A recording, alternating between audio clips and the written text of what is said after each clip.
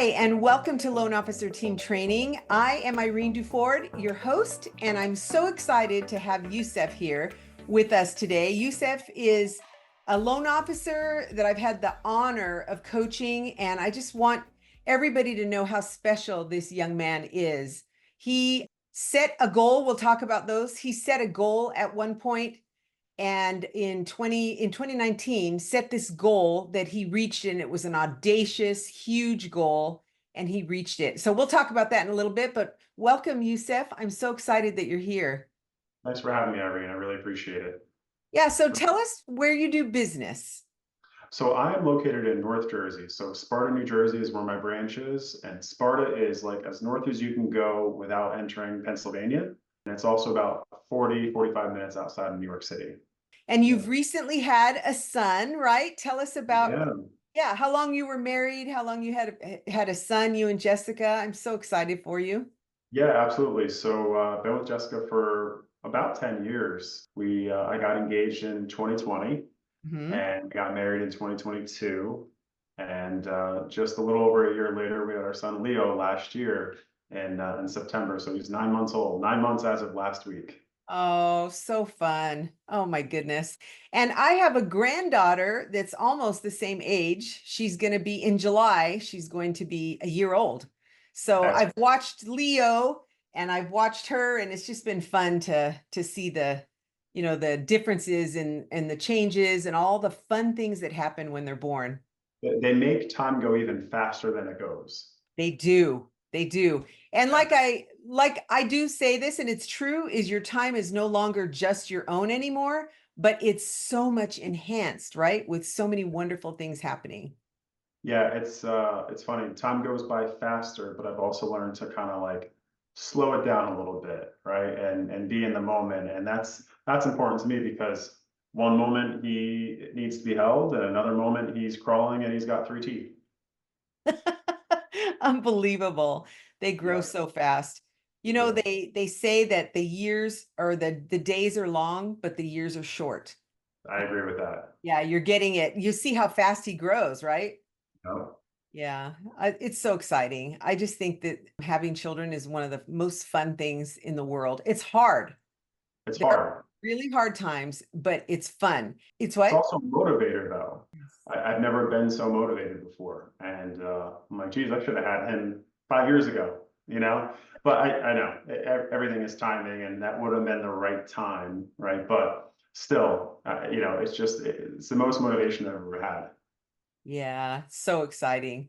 So I just think it's important that we talk about, before we got on, we were talking a little bit about what are we going to talk about today? Because I want to do something that's going to help loan officers. And so you Yep. started talking about the mindset with the shift that's happened in the market. So why don't you tell us how you've handled the shift that happened in the last couple of years? It's tough because you were right there with me, watching my career grow and excel, and everything was units and volume, and how quickly could we get the loans in, and it was just raining mortgages, right? It's the best way to put it, just loan after loan, and you could look at your pipeline from the last 3 years and get a refinance, or call an agent and instantly get a purchase, and I don't want to say it was easy because it was hard in its own way, right?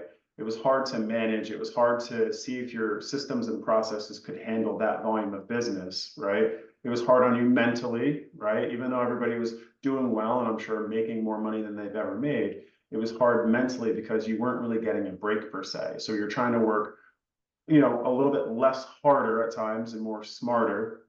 And then 2022 came along and just threw us right for a loop, and now it was a little bit different, right? We had to work harder and smarter. And the difference between that market that we were in and the market that we're in now is just the emotional aspect of it. If we're working harder and we're making less money, that's not a good feeling because for so long that wasn't the case. Our job, I always say, is it's really not that hard of a job to do. It's just the emotional aspect that you have to overcome, right? Yes. So, we were all making a good amount of money on loans when rates were the twos and the threes, Mhm. right? And we're doing a high volume, and it was easier to get deals. Now there's less inventory because people don't want to sell with those high interest rates that we have currently. And with the lack of inventory comes, a smaller lead pool. And also, if we're making less money on those deals, that's even harder. So you're doing less loans, less volume, and you're making less money and working harder. That's not a combination anybody wants to deal with, I went through like everybody, I'm sure, a little bit of like a woe is me kind of phase, right? Which, believe it or not, lasted like a year, right? My son coming, 3 months before he came. So June of last year is where I really just put my head down and said, I have to change something. I've got to do something completely different, and I've got to get out of my own way.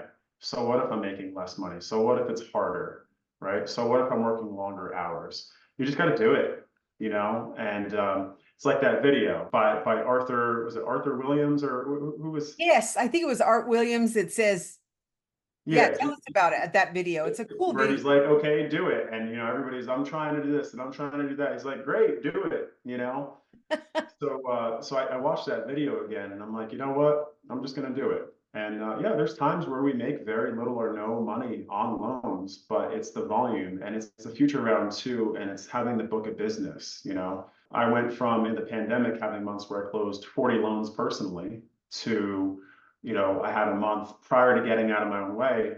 I had a month where I closed 3 loans and I was like, the world is ending, and when I had that epiphany, since then, I don't think I've closed any less than like 10 to 12 loans per month. So I've really just been tracking in the right direction, gaining new relationships.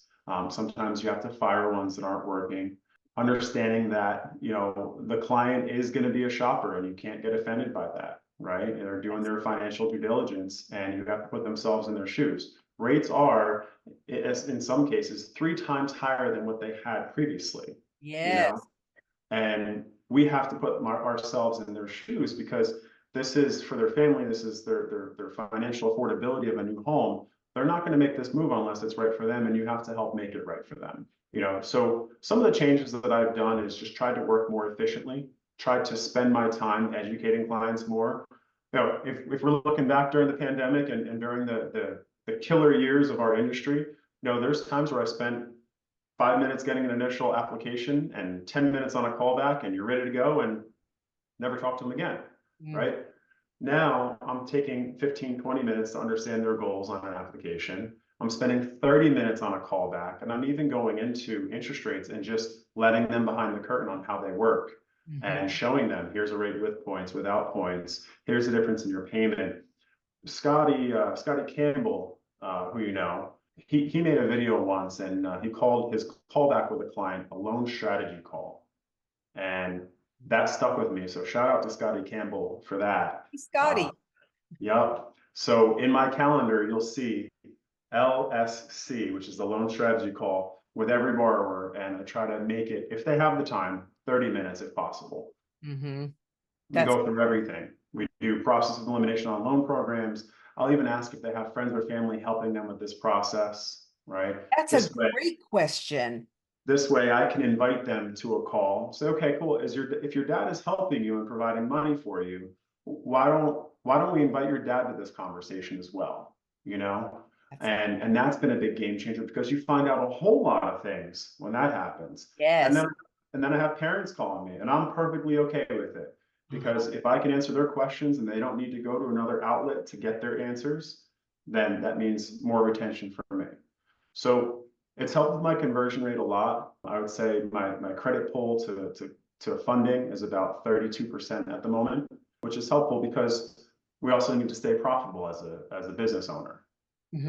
Yes. Oh, that's such great information. I remember during the pandemic in 2020, 2019, all the loan officers, every one of them that I coached would talk about how tired they were, talk about how it was so exhausting and we got to get our systems in place. We got to hire more people and hire the right people. And all of that was real. It was real. But every single one of them, including you, said, I'm not complaining. I love the money. I'm not complaining. And I would say, and you remember me saying this, sometime in the future, it's not going to be like it is right now. and you're going to wish that you could go back and have these kinds of times. But you know what I love about the mortgage business is it is cyclical. No, I don't love when loan officers don't get to make really good money because they deserve it. You deserve it. But I love the fact that you have the ups and downs, that you've got the, not a roller coaster, but cyclical. It's cyclical. We work in a cyclical business. And when you have hard times, it makes you stronger. It helps you learn more. It Right. tightens up your processes, your systems. What am I really doing to bring loans in the door? What am I really doing to make sure that we have happy clients? Let's make sure those things are in place. Now is the time to do that. Now is the time to get your systems in place, to get your processes in place, to make sure you have the right team on board. Even if you have one loan partner, right? Yep. So that one loan partner needs to be outstanding to Yeah. keep a job today as a loan partner to a great loan officer. They have to be outstanding. And, shout out to you that, she did do your loan team training, and, I attribute that to part of her success with me, and how well we work together. Oh, that's awesome. Well, I appreciate that. Yeah, we sure enjoyed having her in the training. As a mortgage advisor, you know that having a high-performing loan team is critical to building a successful business. But training them can be time-consuming, and it can detract from more important tasks like generating leads and growing your business. But that's where we come in. We created Loan Assistant Mortgage Training Bootcamp, a self-paced online course available immediately to train your team, including newer loan officers, on how to actually do mortgage loans. Our course takes them step by step through the process, from taking a complete loan application to creating effective communication with clients, referral partners, and team members. When they complete the class, they will have the training to be an asset to you and your mortgage business. Visit loanteamtraining.com and navigate to the Loan Assistant Mortgage Training Bootcamp tab to review our course details and enroll. With our training, you can confidently delegate and devote your time to growing your business even more.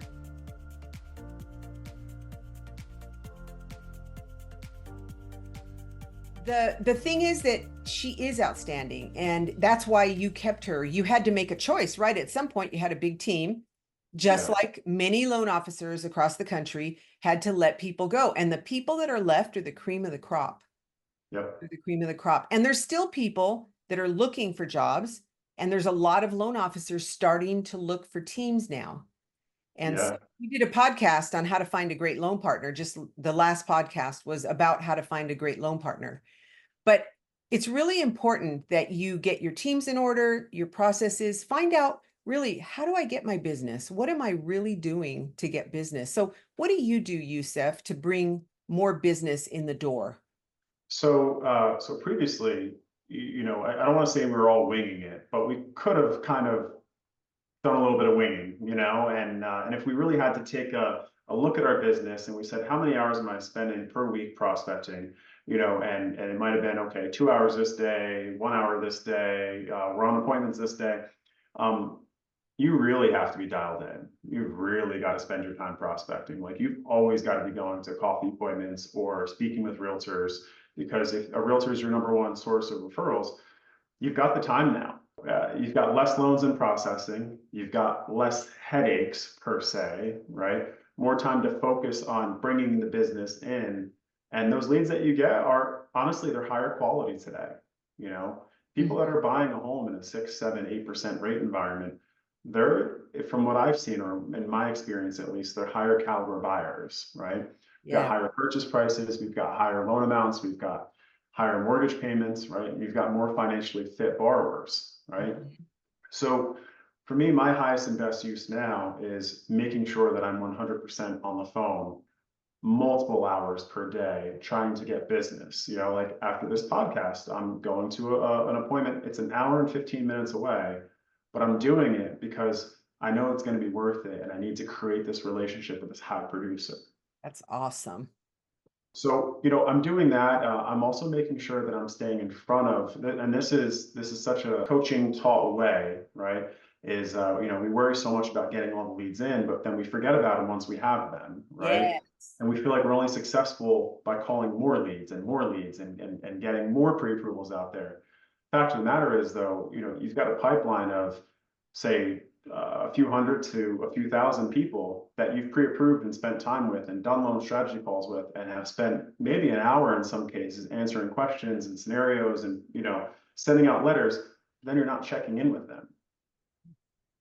And, they could end up with another lender. And it's going to hurt when you find out that they bought a home and didn't use you in a market that's a little bit more challenging. So for me, I'm having pipeline reviews with my team.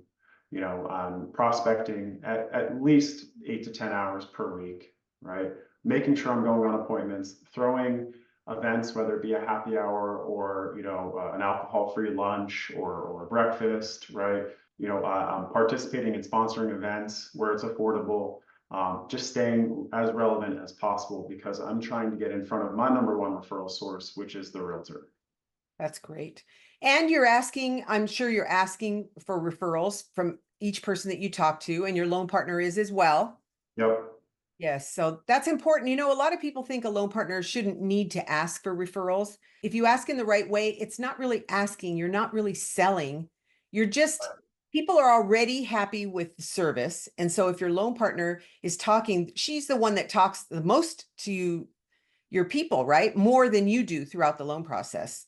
Yep. So if she is asking for referrals, she says something like, Youssef would really appreciate you giving our name and number to your friends and family, or Youssef and I really appreciate you. And you've been such a great client. If you know of any other people looking, even in the next 6 months to a year, would you do us a favor and send them our way? Youssef would love that. Or the "Can I count on you" slogan, right? Can I count on you to share my information with anybody you know? Yes. Or on you to give me the information for anybody looking to buy, sell, or refinance in the next 6 to 12 months. Exactly. Yes. And So because they literally think that Youssef is so successful, it's not on their radar to think about sending, unless they're a naturally referring person like I am. I'm always looking for ways to refer people, but not everybody's like me. I've been doing this a long time, and that's why I feel that way. I didn't feel that way when I first got in the business, but I know how important referrals are, especially when someone's on commission, but not everybody thinks that way. And so if we don't make them aware, and actually we're helping them because they're going to get a great experience when they come to your team. Exactly, and it's happened to all of us, right? You remember hearing this, during the heydays of refinancing, like, "Oh, yeah, I'm sorry, I didn't want to bother you with the refinance. I didn't even know you did them." Yes. There's nothing worse than that. That's when you get your Kleenex out, when you're making those calls and they already went to somebody else. It's crazy. And the way to avoid it is to let them know. And if they always know you're looking, then they'll be happy to send it because they've had a great experience with you. Oh yeah, of course. Yeah. So I'm glad that you're asking. The other thing I wanted to ask you is, do you do handwritten notes? Personalized notes? To be honest with you, I've gotten away from it a little bit. I had a lot of success with it when I reduced my team and I had less hands to help me with that process. Not that I couldn't do it myself, but I guess I could figure it out. I did get away from it, but I was just saying to my loan partner 2 weeks ago, like, I really need to get back in the habit of it because there's people that I meet at an event or people that I had a great lunch with that I know would really appreciate a handwritten letter. Sometimes in the past, I would get them back, like they would send one back to me, and it was really meaningful and it was powerful. Yes. Yeah, we just had lunch. My husband and I just, a friend of ours reached out to us from high school, which is a long time ago. I mean, we're friends with him on Facebook, so we've seen him. But he wanted to meet with us. He was coming to Phoenix. And I just told my husband, we had a great lunch. And I told my husband the other day, and then we left right after that, came back. And I said, we need to send John a handwritten note. Send him a note telling him how much we appreciate him taking his time. He felt like we were the ones that took our time, but he was the one that took his time. And I just naturally thought about a handwritten note. So they're not just for people to get business. They're to send out a good feeling into the world.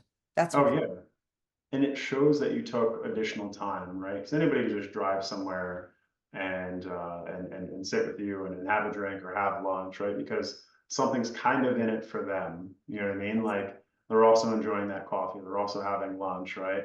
I feel like a handwritten letter is probably one of the most selfless things you could do. It really is. When I start to write handwritten notes, I ask myself, how can I make their day? Hmm. How can I make their day? What can I say that's going to make their day? And Yeah, because that's you don't know what kind of day they're having. exactly. And how many times over the years when you've sent out handwritten notes have people said, man, that card, it came exactly at the right time. And then there's other times you don't hear from them, but that's not why you write it. You write it to send out good stuff. I had one. It was an agent I had written a handwritten letter to maybe a dozen times. And she ended up just, I guess she just never went to the office or never checked her mail. Good agent, just, I don't even know if she realized she had like a cubby at the office, right? And she was switching agencies. And it was like months later, she finally called me and was like, I have like a dozen letters from you, and I cannot believe I haven't responded.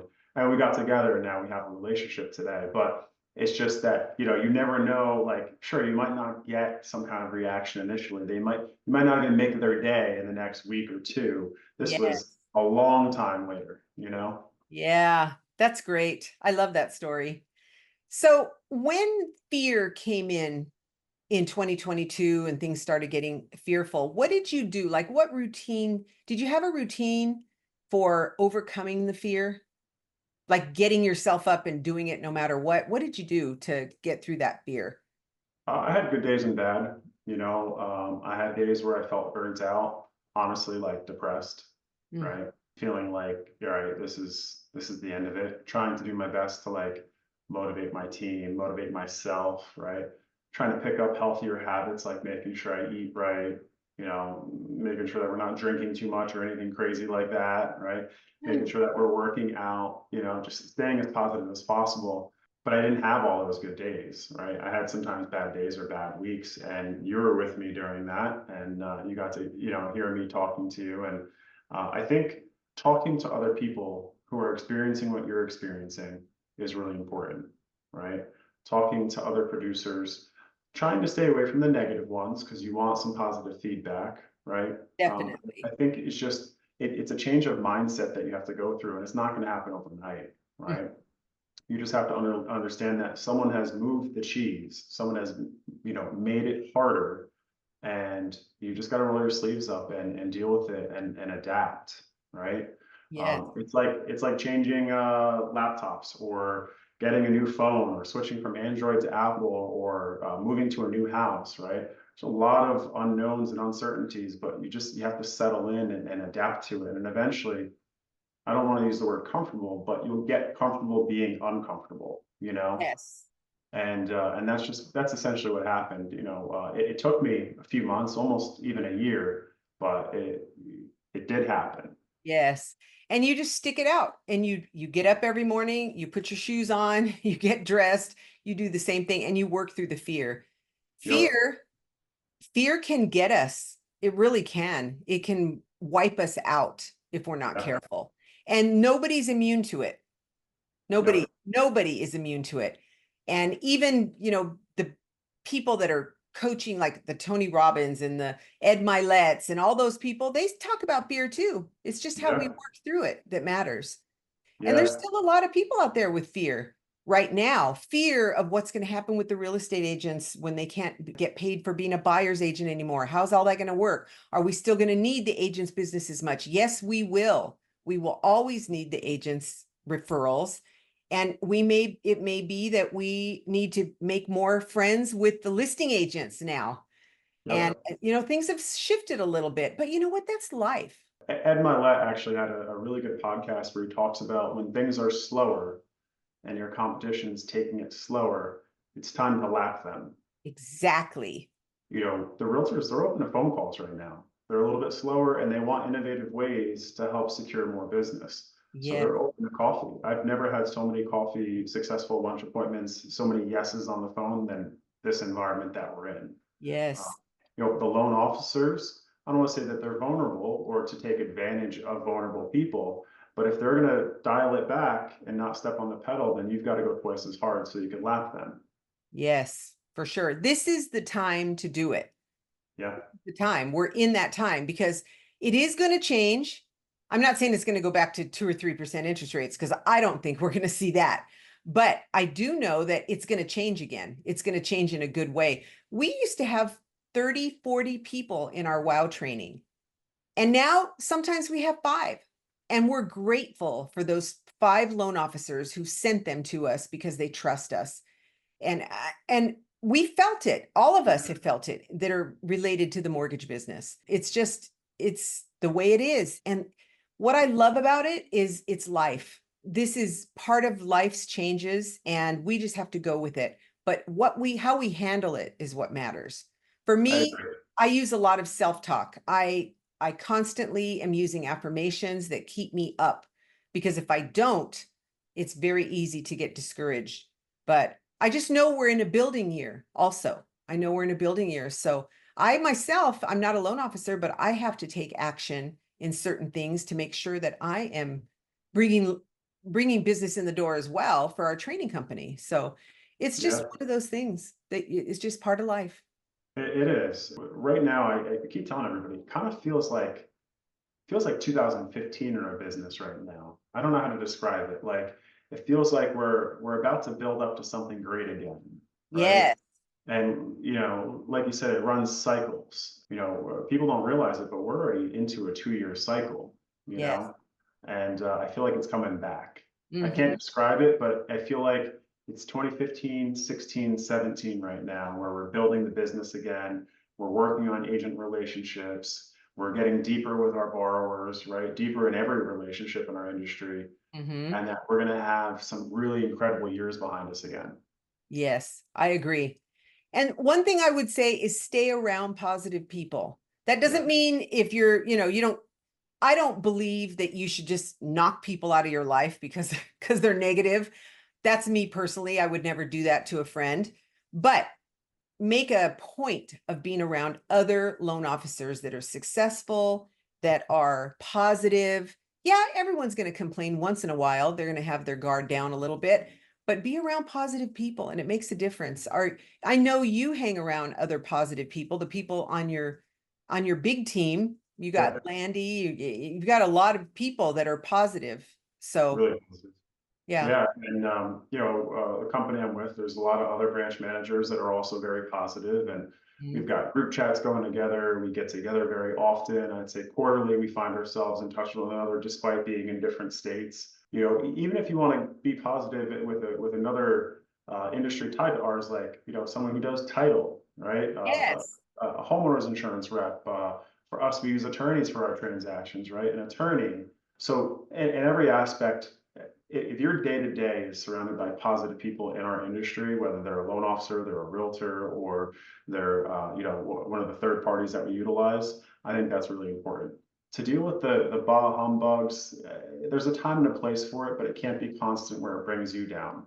Right. You need to be able to just kind of pull yourself out of that and get yourself in a positive space and help them if you can. But there's some things where people have to help themselves too.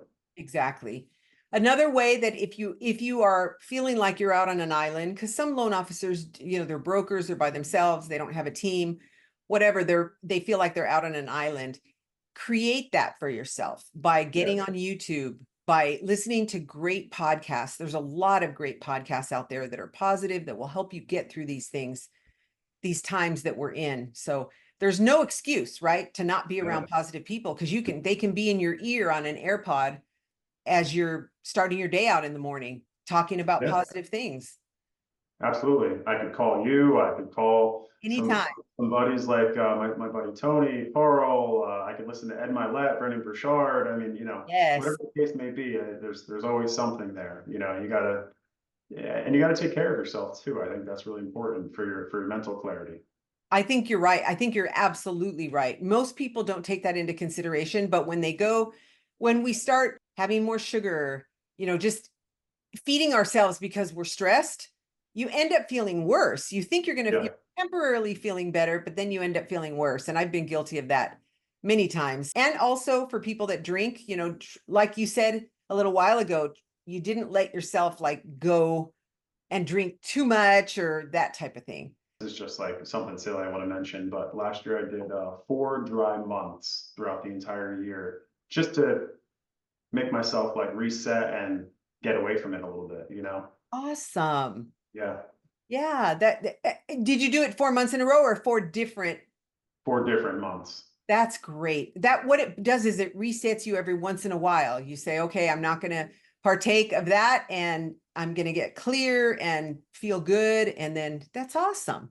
Yeah, just get away from the vices, Yes. Sometimes you have to do that. Mhm. Yeah, that's awesome. Well, Yeah. I'm so excited that you were here. You have so much good stuff to share, and I'm so Mhm. proud of you, Youssef. Now, I said I would tell the story, so I'm going to tell the story about how you set your goal. Yeah. So we were coaching together, and you had a goal. Tell us about it. You tell the story for us, and I'll tell how it ended. So I wanted to have a 7-figure year. That was really my goal. I wanted to grow my team, have a 7-figure year, and that was in 2019. August of 2019, I started with you. I had just missed it by like a hair in 2020, and then I came back with some serious motivation and surpassed it in 2021, Yeah. which is really exciting. Yeah, it is really exciting. It was fun to watch. It's fun for me as a coach. It's really fun to watch someone who sets a goal and does not get taken off that goal because they're so passionate about it. Yeah. And it was fun to watch you do it. It was fun because I watched you figure out what you're going to do with your team. I watched you figure out how you're going to be able to bring the business in, how you're going to treat people, your relationships. All of that makes a difference. And it was so fun. It was one of the most fun experiences I've had watching you do that. And I have no doubt you'll be there again and you'll be staying there. And you're doing great. 10 to 12 loans a month right now is really great. Thank So you. one thing that I wanted to say before we end is for a long time there in 22 and 23, it's starting to go away a little bit more with people I talk to, but a lot of loan officers were comparing. That was the biggest problem, is that we went from having this fantastic high years and all of a sudden, right, it dropped like the spigot turned off. That's what it felt like. The rates went up really high. I don't think anybody who's been in the business a long time has ever seen that big of a change all happen so drastically and so quickly. But people were comparing. They kept saying, well, I'm closing 5 loans a month in a market that we've been in. That was really good for people. But they kept saying, but it's not where I want to be. But it's not what it was last year. It's not Yeah. what it was. So how did you stop yourself from doing that? Because think about that. You were closing 30 some loans a month at one point. How did you stop yourself from comparing? There's 2 things. Open up the Scotsman Guide, right? And look at the last 2 years, because it's all like It's right there. yeah, everybody experienced it. So there are a couple of key players in our industry that were closing 1.2 billion, right? 1 billion, 950 million, right? Just numbers that you've never seen before. And then the very next year, closing a $950 million producer is closing 300, right? That is a big jump, right? That is a 70% decline in their business, right? Yes. 1.5 billion, right? Now closing 500 million, right? That's Mhm. an even bigger jump, right? So when we talk about that, it affected everybody. We actually had Barry Habib speak at our sales summit. And Mhm. at our sales summit, he showed some of those numbers, and he had a pep talk with us and said, guys, look, here are the biggest producers in the entire nation. And here's what they did this year, and here's what they did that year, and here's where they are year to date, right? And that was really eye-opening, because it's like, well, that makes sense for me. Mhm. And now we just have to dial in and figure out how we could change that a little bit. How do we increase our numbers? Yes. But it affected everybody, big or small. It was, no matter who you compare it to. I really don't know anybody that didn't deal with the same struggles. I agree. I agree. It didn't matter if you were closing 30 loans a month or if you were closing 5 loans and now went down to 2 loans. Think about it. If someone was closing 5 loans and they went down to 2 loans, that's a less of a percentage of change than the one closing 30 that went down to, 6 or 10 Yeah. or whatever it was. So I just keep encouraging people, keep going no matter what. Do what Youssef has done, and just keep putting one foot in front of the other and finding ways to be around people. And it's all about connection and Yeah. relationship. And I'll say you mentioned one thing, and I didn't talk about the importance of it, but the self-talk is just so important, right? I had addressed maybe 10 or 12 concerns that I had when I was coaching with you just a couple of years ago, and said, Irene, these things are bothering me. I said, okay, well, write them down and change the dialogue. And I had to read it every morning, and it actually solved a couple of those problems. And I could tell you about that separately. But yeah, it solved some of those problems. It completely 180 them. Fantastic. That's the purpose, right? Is to write them and then you say the opposite. And so for people that don't know, what we do is you write down the things that you don't like that you're saying that are not helping you, and then you write the opposite. We went through it together, and then every day you say those good affirmations to yourself. And Yep. time, your brain will start believing what you're saying. It will change the neural pathways in your brain as you give it different information. And that's what I love about taking on self-talk. So I'm so proud of you, Youssef. That is Thanks, awesome. Irene. I'm so Appreciate it. grateful that you took it on. And so I want to share one other thing too with you.